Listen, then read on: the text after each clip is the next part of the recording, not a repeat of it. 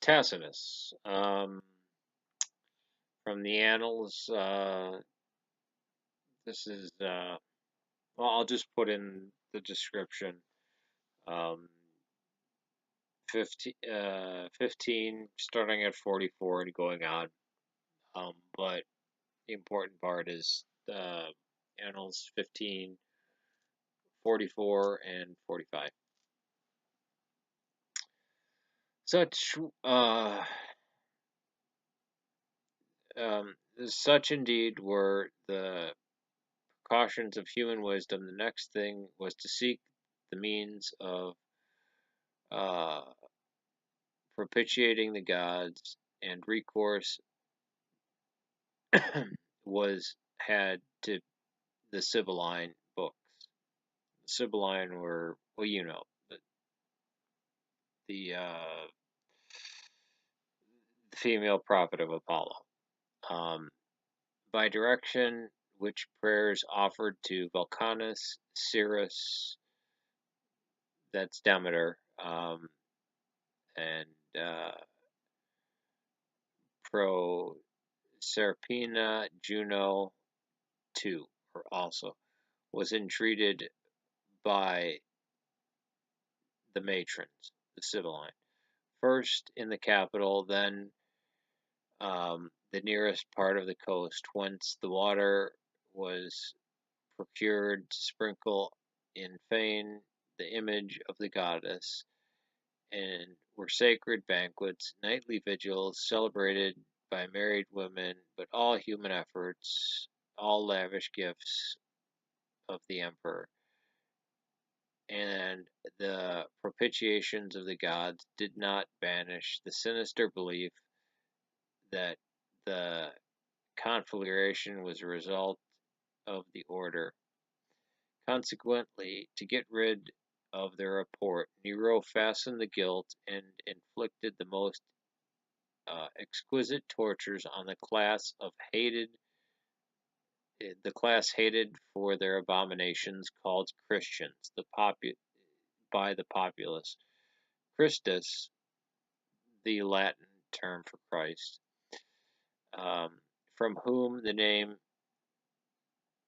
from whom the name had its origins. Yeah, Christians got their name from Christ.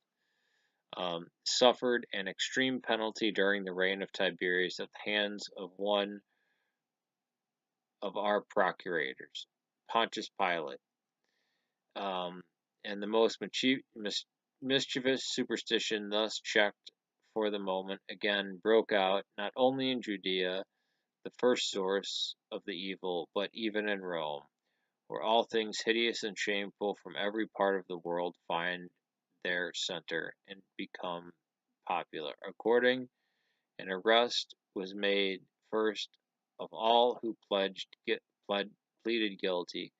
Then, upon their information, immense multitude was convicted, not so much of the crime of firing the city, because Nero blamed it on the Christians, even though everybody knew it wasn't the Christians, as the hatred against mankind. Mockery of every sort was added to their deaths, covered in the skins of beasts and torn apart by dogs, and perished, or were nailed to crosses and were doomed to the flames and burnt,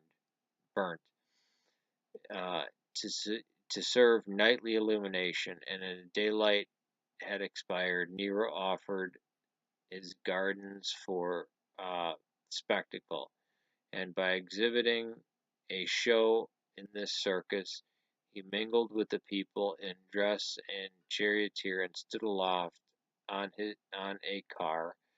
Hence, even for criminals who deserve extreme, exemplary punishment, there arose a feeling of compassion for those, for, for it was not, as it seemed, for the public good, but to glut one man's cruelty, that they were being destroyed. Um, and I'll stop there for the moment.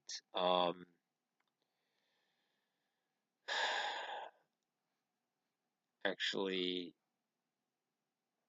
yeah, I'll just stop there just for the moment. And I'll put the rest of it in the description, and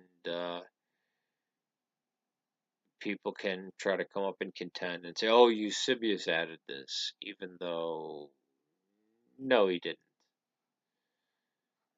Peace to you.